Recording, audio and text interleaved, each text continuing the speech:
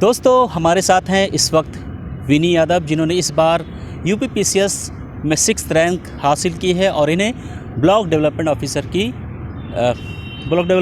है ना। दोस्तों इस वक्त हमारे साथ हैं विनी यादव जी, जिन्होंने इस बार 2022 की जो यूपीपीसीएस की रिज़ल्ट आई है उसमें इन्होंने 2022 का ही है ना। हाँ दोस्तों इस वक्त हमारे साथ बैठे हैं विनी गुप्ता जी, जिन्होंने इस बार विनी यादव कट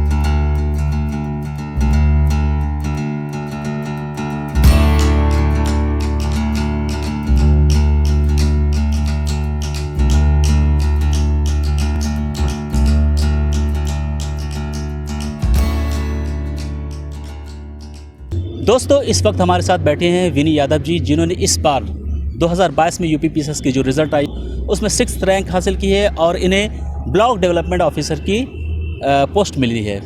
दोस्तों यूपीएससी हो या स्टेट पीसीएस हो, इतना आसान नहीं होता है इसे क्रैक करना, इसको क्लियर करना, बहुत सारी चीज़ें होती हैं, स्ट्रगल होता है।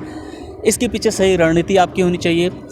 तो विनी यादव जी से मैं जानने की कोशिश करूँगा कि इनकी स्ट्रेटेजी क्या थी, किस तरह से तैयारी की इन्होंने, किस तरह से प्रिपरेशन की, इनके बारे में जानूंगा। इसकी स्ट्रेटजीज़, कौन से रिसोर्सेज यूज़ किए थे, फैमिली के बारे में जान करूँगा और इनकी जो एजुकेशनल बैकग्राउंड है उसको भी जानने की कोशिश करूँगा। विनी सबसे पहले कॉन्ग्रेचुलेशन। Thank you sir. आपको कब ऐसा लगा कि आपको सिविल सर्विस में जाना चाहिए?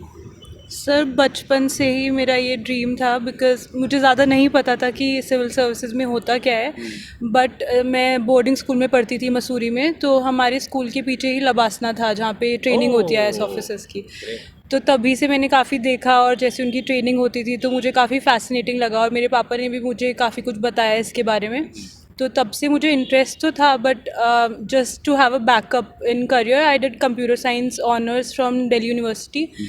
But then after that also मुझे था कि जाना सिविल सर्विसेज में ही है, और तो इसलिए उसके बाद मैंने इसकी प्रिपरेशन स्टार्ट कर दी ग्रेजुएशन के। अंदर से खुद को भी था कि सिविल सर्विसेज में ही जाना है, और पापा ने भी बचपन से बोला था IAS बनना है। तो बचपन से कोई मुझसे पूछता था कि क्या करना है तो मैं बोलती थी IAS बनना है। दो आई डेंट नो कि IAS क्या करते हैं, क्या होता है, वो बड़े होके पता चला। बट कंप्यूटर साइंस में ग्रेजुएशन मैंने इसलिए की कि अगर, क्योंकि ये बहुत अनप्रेडिक्टेबल करियर ऑप्शन है, तो अगर ऐसा कुछ होता है कि नहीं होता है तो I can go back to doing a job in IT sector और समथिंग लाइक दैट। बट फिर ग्रेजुएशन में पता चला, काफ़ी टॉपर्स के इंटरव्यूज़ वगैरह देखे कि क्या होता है, इनकी वर्क प्रोफाइल क्या होती है, तो उससे काफ़ी इंस्पायरिंग लगा मुझे, because you get to contribute to the society which you're a part of.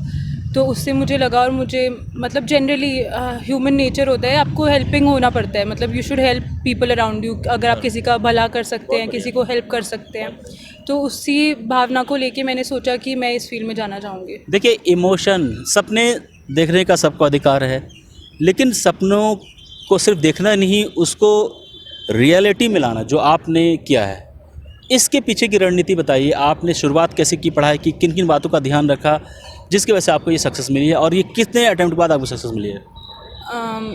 2018 में मेरी ग्रेजुएशन कंप्लीट हुई, उसके बाद मैंने कोचिंग ली, और फिर दैट टाइम मैं बस समझ रही थी कि कैसे क्या होता है प्रेपरेशन में, कौन से सब्जेक्ट्स में कौन सा मटेरियल यूज़ करना पड़ता है। तो मैंने 2020 से एग्ज़ाम्स देना स्टार्ट किया।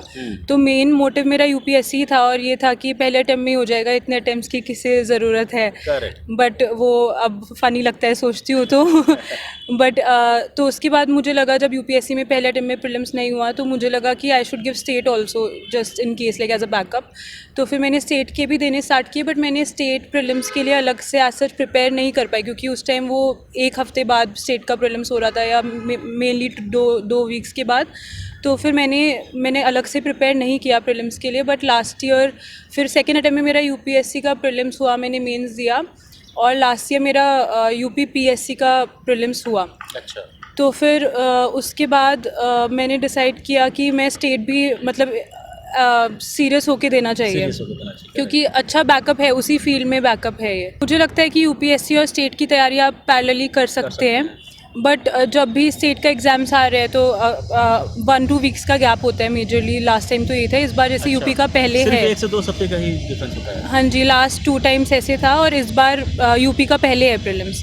तो मुझे लगता है उसके लिए आप स्पेसिफिकली अलग से 2-3 आवर्स निकाल सकते हैं कि उस स्टेट के बारे में जानने के लिए, वहाँ की डेमोग्राफी, वहाँ के स्कीम्स वगैरह, और वहाँ से और स्पेसिफिक मैगजीन्स भी आती है जो लोग पढ़ते हैं, जैसे घटना चक्र हो गई, बट वो आप थोड़े दिन पहले नहीं कर सकते, वो लोग पहले से ही करते हैं क्योंकि वो काफ़ी बल्कि होती है। बट बिफोर अ मंथ और समथिंग करंट अफेयर्स मैगजीन आती है, जैसे ई दृष्टि, वो इस बार इंग्लिश में भी आई है, पहले वो सिर्फ हिंदी में आती थी अगर किसी को प्रॉब्लम है तो वो भी कर सकते हैं करंट अफेयर्स के लिए। And majorly I will say कि आप PYQs एनालिसिस कीजिए, क्योंकि वो सबसे ज़्यादा इंपॉर्टेंट है। आप उससे थीम समझ सकते हैं कि इस टाइप के क्वेश्चन इस सब्जेक्ट से आ रहे हैं। जैसे पॉलिटी, इकोनॉमिक्स में आपका गलत नहीं होना चाहिए स्टैटिक, मेरे हिसाब से।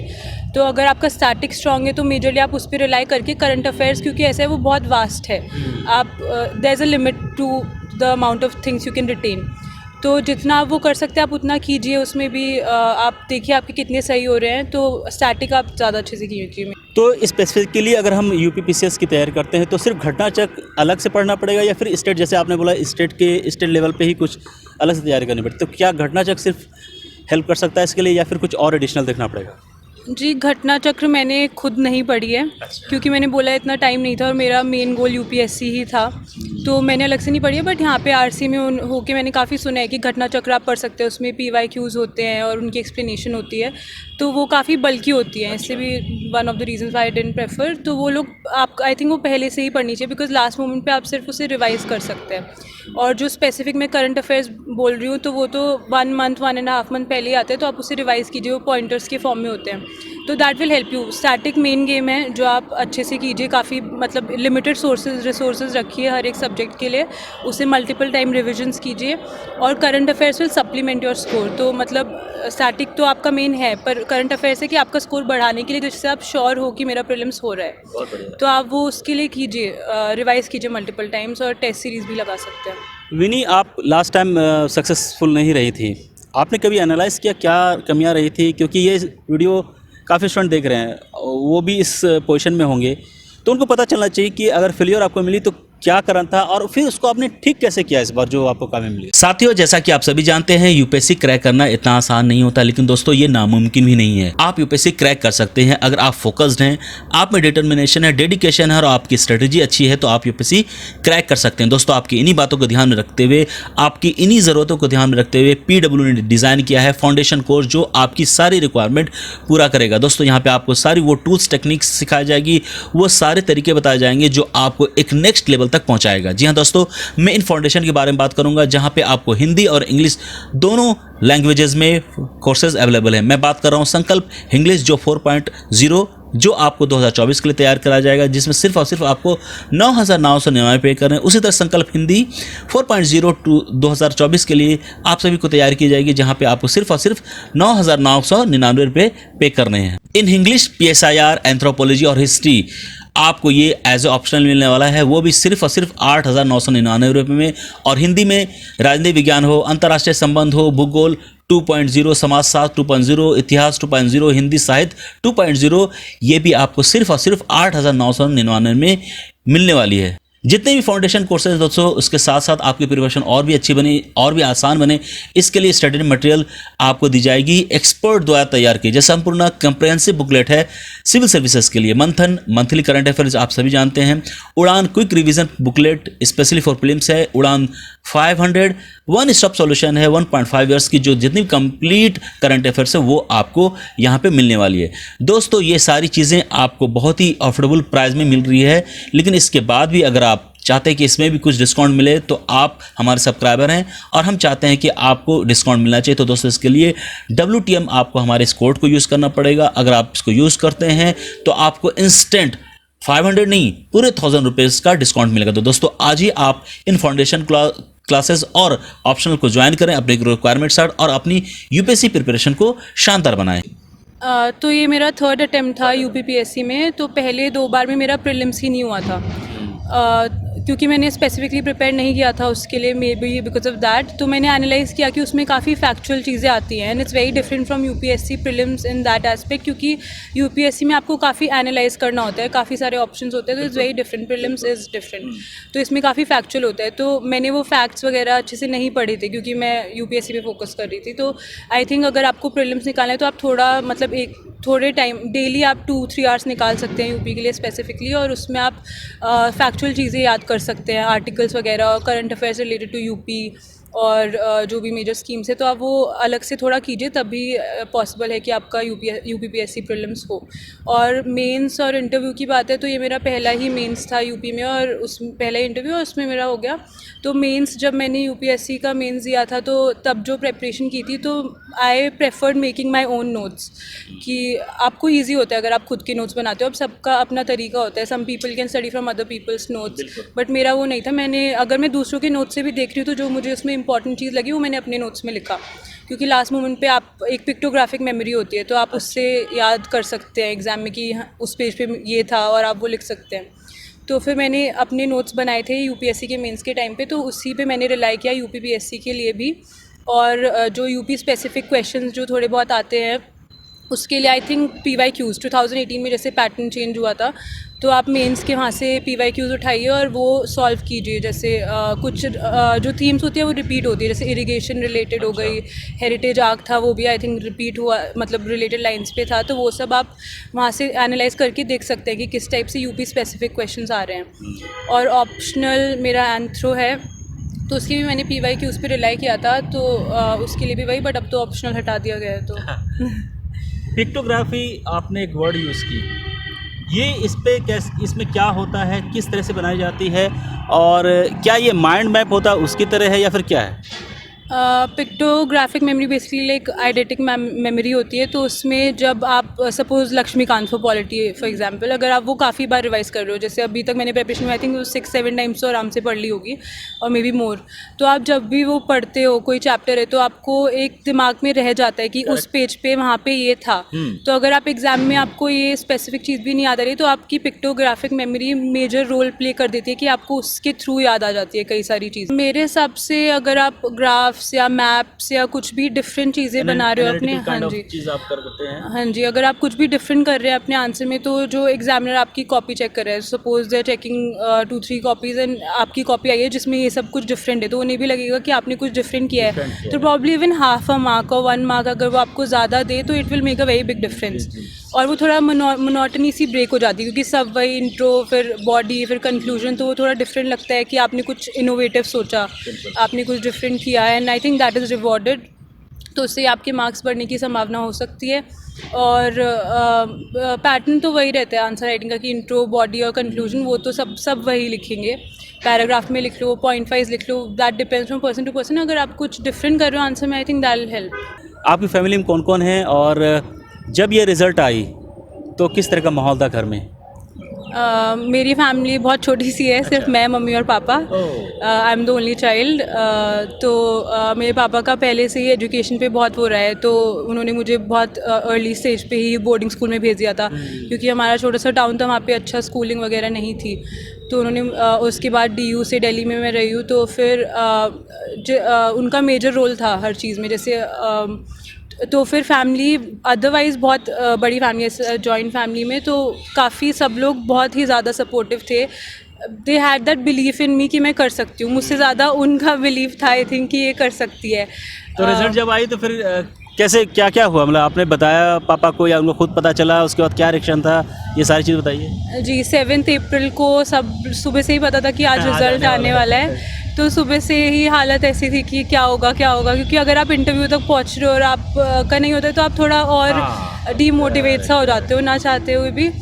फिर एक धड़कन तो लगी होगी ना, पता नहीं क्या ऑब्वियसली होने वो वाला है। ऑब्वियस है कि आपने मेहनत की है तो आपके साथ वो होगा। और फिर तो एक्चुअली बैडमिंटन मेरी हॉबी है, तो फिर शाम तक 7 o'clock तक रिजल्ट नहीं आया और मैं बहुत ऐसे टेंशन में थी। तो मैंने सोचा अब आएगा तो पता चलेगा, तो मैं खेलने ही चली जाती हूँ। तो मैं बैडमिंटन खेलने गई, फिर मेरी रूममेट की कॉल आ रही थी, तो मुझे लगा कि रिजल्ट आ गया होगा। फिर मैंने उसकी कॉल उठाए बिना पहले चेक किया, और फिर मैंने देखा कि SDM के पेज पे तो नहीं था, फिर उसके बाद था कि at least something should be there, कि स्टेज तक पहुंच के कुछ भी ना मिले तो बुरा लगता है। तो फिर मैंने सेकंड अपना नाम सर्च किया और मेरा नाम भी यूनिक सा है तो वो मिल ही गया, वो नहीं किया। तो फिर first thing I did was call my parents and थोड़ा था क्योंकि मैं RCA में थी और वो घर पे थे तो मैं वहाँ पे नहीं थी, तो मैं एक्सप्रेशन नहीं देख पाई, but I could feel in their voice कि वो बहुत खुश थे, रिलीव थे। और फिर मेरे जो मतलब बड़े पापा हैं और मेरी नानी वगैरह हैं और मेरे फ्रेंड्स हैं जो बहुत सपोर्टिव रहे थ्रू आउट द जर्नी, मैंने उन लोगों को बताया। तो उसके बाद बहुत बिजी ज़्यादा कॉल्स वगैरह ही आ रही थी, तो बहुत अच्छा लगा। अभी तो और भी चीज़ें जो करनी है लाइफ में, बट एक वो हो गया अपने आप में, मतलब एक आपको खुद को भी लगता है कि हाँ मैं और कर सकती हूँ। माइलस्टोन आपने हासिल कर ली है। Block development officer as a position जो होती है, इसमें क्या करना पड़ता है, क्या रोल और रिस्पॉन्सिबिलिटी, कुछ पता है आपको इस बारे में? जी अभी बहुत ज़्यादा नहीं पता है मुझे, वो ट्रेनिंग के दौरान शायद पता चले, बट मेजरली यही होता है कि रूरल एरियाज़ में डेवलपमेंट जो डेवलपमेंट रिलेटेड है, जो भी वहाँ का कुछ है वो आपको ही देखना होता है ब्लॉक से रिलेटेड। तो आई थिंक यही सब है। विनी, अब मैं रिसोर्सेज की बात करूँगा। आपने कौन कौन सी रिसोर्सेज की, अगर हम जनरल स्टडीज़ की बात करें या फिर ऑप्शनल की? बेसिक रिसोर्सेज पहले तो मैं ये कहना चाहूँगी लिमिटेड रखने चाहिए, कि कई बार आप देखते हैं कि मार्केट में ये नई बुक आई है, ये नया रिसोर्स आया है, तो आपको डेविएट नहीं होना है। जो आपने शुरू में डिसाइड किया है कि मुझे ये पढ़ना है, तो आप वही स्टिक कीजिए, उससे स्टिक कीजिए और उसे मल्टीपल टाइम रिवाइज़ कीजिए। तो जैसे पॉलिटी के लिए लक्ष्मीकांत, हिस्ट्री के लिए मैंने 12th की NCERT plus spectrum, and economics के लिए और इन सब सब्जेक्ट्स के लिए जो मैं बता रही हूँ मैंने अपनी कोचिंग के नोट्स भी रेफ़र किए हैं। तो इकोनॉमिक्स के लिए मेरे कोचिंग के नोट्स ही थे, और इन्वायरमेंट के लिए शंकर बोलते हैं लोग, बट शंकर मुझे बहुत ऐसे थोड़ा बोरिंग सा लगा, तो मैंने PMFIS के नोट्स देख के खुद अपने नोट्स बनाए थे उसके लिए। और एंशेंट और मिडीवल के लिए मैंने तमिलनाडु की NCERT फॉलो की थी, और जोग्राफ़ी के लिए 11th-12th की NCERT। मैम, जब फेल्योर मिलती है उसके बाद डिमोटिवेट होते हो आप, डिमोटिवेशन के बाद अपने आप को मोटिवेट कैसे रखें और फिर से वो एनर्जी, फिर से वो एंथुसिज्म, फिर से वो जो पढ़ाई करने का जज्बा है, जोश है, वो कैसे रिटेन करेंगे? तो मोटिवेशन के लिए दो सोर्सेज हो सकते हैं, एक आउटर सोर्सेज, एक इनर सोर्स। इनर सोर्स है जब आप खुद को मोटिवेटेड रखें, और आउटर सोर्सेज जो आपके फ्रेंड्स, फैमिली, ये सब है, वो आपका सपोर्ट दे रहे हैं, तो वो आपको मोटिवेट रख सकते हैं। But outer source can only help to an extent, क्योंकि आपको खुद को अंदर से मोटिवेटेड रखना है, क्योंकि आपको ही पता है कि आप ये कर सकते हैं। अगर आपको खुद पे बिलीव है कि मैं ये कर सकती हूँ या कर सकता हूँ, तो आपको आउटर सोर्स की ज़रूरत ही नहीं पड़ेगी। आपको खुद अपने अंदर ही विश्वास होगा कि मुझे करना है तो मैं कर सकता हूँ। तो आई थिंक मोटिवेशन के लिए वही है। और अगर आप, मुझे लगता है थोड़े थोड़े ब्रेक्स भी लेने चाहिए, और थोड़ा थोड़ा अपने जो नॉन UPSC लोग हैं, जो UPSC के लिए प्रिपेयर नहीं कर रहे हैं, जैसे मोस्टली मेरे जो स्कूल फ्रेंड्स हैं तो वो UPSC के बारे में ज़्यादा कुछ नहीं जानते हैं, वो डिफरेंट फील्ड्स में है, तो मैं उनसे बात कर ली थी, तो I used to get an outer look of the world की और भी चीज़ें हैं दुनिया में, UPSC ही सब कुछ नहीं है। Congratulation once again. आप और भी तरक्की कीजिए, आने वाले दिन में जो भी रोल रिस्पॉन्सिबिलिटी मिलेगी उसमें आप अच्छा करके दिखाइए। अपने परिवार का, अपने पिताजी ऑब्वियसली पापा की परी, ठीक है, अपने परिवार का, अपने स्टेट का, अपने देश का नाम रोशन करें। Thank you sir, thank you so much.